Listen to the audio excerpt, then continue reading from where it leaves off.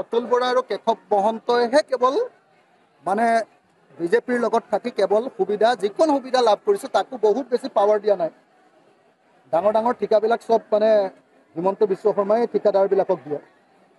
সৰু সৰু কিবা কিবি দুই এটা লাভ খাবলৈ দিছে বিজেপিয়ে অসম গণ পৰিষদক অতুল বৰা আৰু কেশৱ মহন্তৰ ভায়েক টায়েকবিলাকক ঠিকা থুপলি ল'বলৈ দিছে কিন্তু মই আপোনালোকক এটা কথা কৈ দিওঁ যে অসম গণ পৰিষদৰ তৃণমূল পৰ্যায়ৰ কৰ্মী আৰু নেতাবিলাকে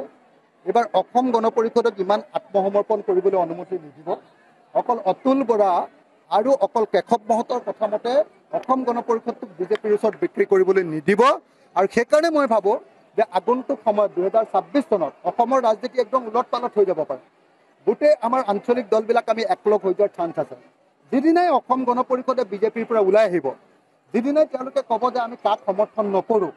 যিদিনাই তেওঁলোকে ক'ব যে অসমৰ আঞ্চলিক স্বাৰ্থৰ প্ৰতি আমি দায়বদ্ধ আকৌ হ'ম আমি ভুল কৰিছিলোঁ সেইবুলি যিদিনাই ক'ব সেইদিনাই আকৌ আঞ্চলিক ঐক্য আকৌ গঢ়ি উঠিব আৰু যিদিনাই আঞ্চলিক ঐক্য গঢ়ি উঠিব সেইদিনাই বিজেপিৰ অসমত মানে আয়ুস টুটি আহিব আৰু সেইদিনাই আমি বিজেপিক বিদায় দিবৰ কাৰণে সক্ষম ডেফিনেটলি যদিহে অসম গণ পৰিষদে বিজেপিক এৰি আহে বিজেপিয়ে তেওঁলোকৰ ওপৰত জাপি দিয়া যিখন সেইখনক যদি তেওঁলোকে অস্বীকাৰ কৰি দিয়ে তেওঁলোকে নামানো বুলি কৈ দিয়ে আৰু বিজেপিয়ে যিটো হিন্দুত্ববাদীৰে আদৰ্শৰে তেওঁলোকক সম্পূৰ্ণৰূপে ম্লান কৰি দিছিলে ধ্বংস কৰি দিছিলে আদৰ্শবিহীন কৰি দিছিলে সেইটোৰ পৰা আঁতৰি আহি আকৌ যদি তেওঁলোকে দুখ স্বীকাৰ কৰি অনুতপ্ত হয় ডেফিনেটলি আমি একেলগে কাম কৰিব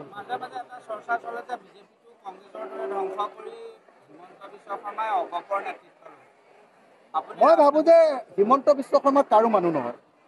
হিমন্ত বিশ্ব শৰ্মা বিজেপি RSSৰো মানুহ নহয় তেওঁ মানে যি সময়ত য'তে ক্ষমতা পাব তেওঁ তাতে থাকে হিমন্ত বিশ্ব শৰ্মাৰ নিচিনা সুবিধাবাদী মানুহ অসমৰ ইতিহাসত কেতিয়াও জন্মই পোৱা নাই তেওঁ যেতিয়া কংগ্ৰেছৰ ভাল দিন আছিলে তেতিয়া কংগ্ৰেছত আছিলে আলফাৰ ভাল দিন যেতিয়া আছিলে তেওঁ আলফাত আছিলে আছুৰ ভাল দিন যেতিয়া আছিলে তেতিয়া আছুত আছিলে অসম গণ পৰিষদৰ ভাল দিন যেতিয়া আছিলে তেওঁ প্ৰফুল্ল মহন্তৰ চাহটোৰ নিচিনা আছিলে হিমন্ত বিশ্ব শৰ্মা মানে পানীৰ নিচিনা বস্তু যিটো পাত্ৰতে ৰাখে তাতে তেওঁ থাকে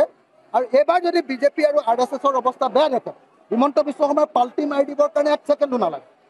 হিমন্ত বিশ্ব শৰ্মাৰ পাল্টি মাৰি দিব আৰু তেওঁ কোনটো দলত আহি সোমাই যায় ঠিক নাই তেওঁ কংগ্ৰেছতো আকৌ সোমাব পাৰে নহ'লে অসম গণ পৰিষদতো সোমাব পাৰে